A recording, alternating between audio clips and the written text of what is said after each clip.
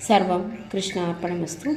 മധ്യ കേരളത്തിൽ തൃശ്ശൂർ ജില്ലയിൽ തലപ്പള്ളി താലൂക്കിൽ തിരുവില്ലാമലയിൽ സ്ഥിതി ചെയ്യുന്ന ചിരപുരാതനമായ ഒരു ഹൈന്ദവ ക്ഷേത്രമാണ് ശ്രീ വില്വാദ്രിനാഥ ക്ഷേത്രം.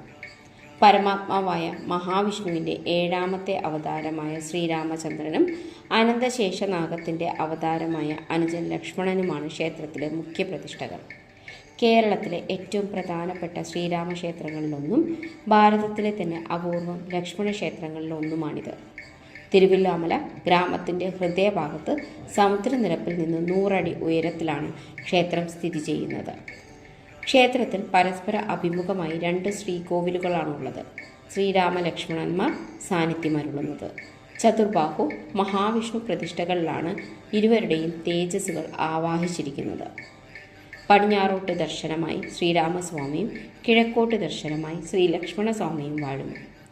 ശ്രീരാമലക്ഷ്മണന്മാർ അനുഗ്രഹം ചൊരിയുന്ന ഈ സന്നിധിയിൽ അവരുടെ നിത്യദാസനായ ഹനുമാൻ സ്വാമിയും സാന്നിധ്യമരുളുന്നുണ്ട്. മഹാഗണപതി, ധർമ്മശാസ്താവ്, ശ്രീ മഹാദേവൻ, പാർവതീദേവി, നാഗദൈവങ്ങൾ, ശ്രീ ഗുരുവായൂരപ്പൻ എന്നിവരാണ് ക്ഷേത്രത്തിലെ മറ്റ് ഉപദേവതകൾ. ശ്രീരാമലക്ഷ്മണന്മാർക്ക് തുല്യ പ്രാധാന്യമായതിനാൽ 2 പേർക്കും പ്രത്യേകം തന്ത്രിമാരും ശാന്തിക്കാരുമുണ്ട്.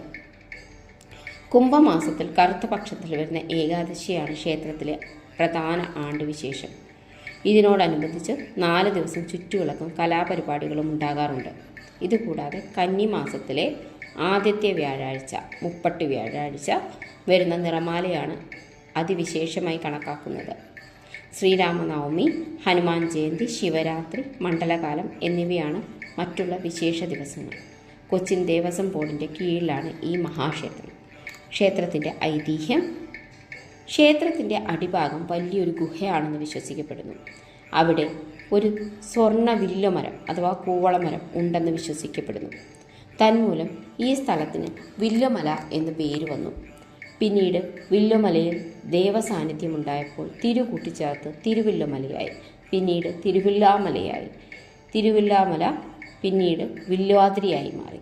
തുടർന്ന് പ്രതിഷ്ഠ വില്വാദ്രിനാഥൻ എന്നറിയപ്പെട്ടു. അതേസമയം വിണ്ടമലയാണ് വില്ലുമലയായതെന്ന് ചിലർ ചൂണ്ടിക്കാണിക്കുന്നു. ക്ഷേത്രമിരിക്കുന്ന കുന്നാണ് വാസ്തവത്തിൽ വില്വാദ്രി.